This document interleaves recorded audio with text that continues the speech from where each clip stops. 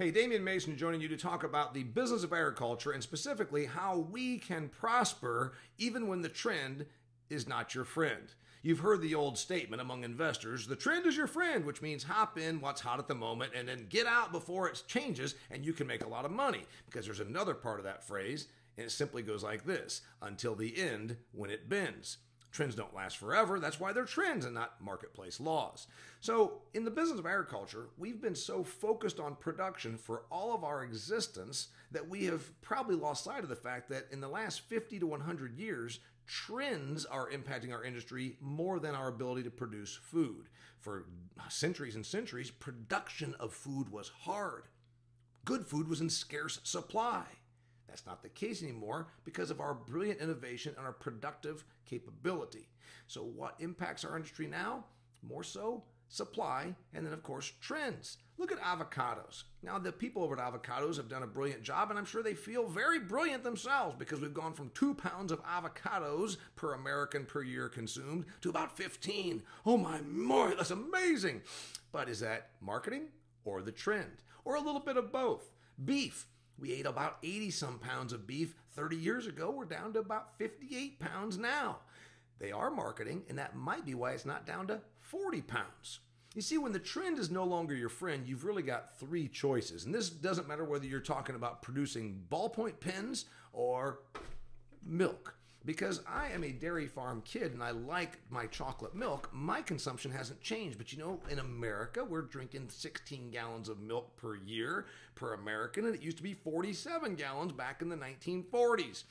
This article right here is what spurred me to talk about this because it's all about how Dean Foods, a dairy processing conglomerate out of Dallas, Texas, with 58 facilities throughout 29 states, is struggling right now, as is the entire dairy industry, because the dairy industry has had the trend working against it for about 70 years. 30 years ago, when I was a kid on the dairy farm, there was a dairy buyout program where, in fact, you were paid money from the USDA if you agreed to get rid of your cows and never enter the dairy industry again. So the point is, whether it's dairy, or avocados, or meat, we in agriculture are always going to be impacted by trends. So what can we do to prosper when the trend is not our friend? First off, you can adjust production. Now, unfortunately, this usually happens involuntarily. Look at Dean Foods. Do you think they wanted to adjust production? The company today is worth 5% of what its value was just 10 years ago. Of course they've adjusted production because they have no choice because they are struggling right now. You don't want to do option number 1. Option number 2, when the trend is not your friend, create innovative new products that capture the trend, that appeal to where the consumer is going, not where the consumer was. The old Wayne Gretzky quote, right? Put your product and your innovation where the customer and the trend is going to be, not where it was 1 or 5 or 10 years ago. Some of my friends in dairy are guilty of this because they focus on production and what used to work as opposed to what will work in the era of Monster Energy Drink, Rockstar, and Red Bull, and all of the other beverage choices, including the dairy knockoffs, dairy alternatives, hemp milk, cashew milk, almond milk, soy milk, you name it. Option number 3 is marketing.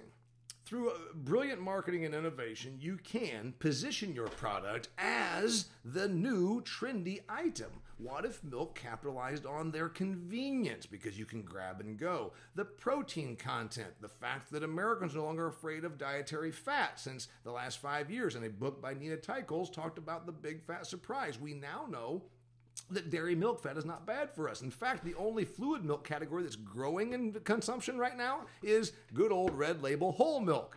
So if you are working against the trend, and of course this should have been evident to our friends in dairy because it's happening for the last 70 years, you adjust production, and again, you don't normally want to do that because a lot of times it happens involuntarily. Last year, 2,700 dairy farms went out of business. That is how you adjust production. It's not happy, it's not positive, and there's a lot of heartache that goes along with that. Usually, it's done by force, by bankruptcy. Okay, you can adjust production. You can innovate creative new products that are actually where the marketplace is going and the trend is working and the consumer wants to be. Think low carb, think gluten free. Think about all the ways you can appeal to the trend. And then, of course, the third option is through brilliant marketing and innovation.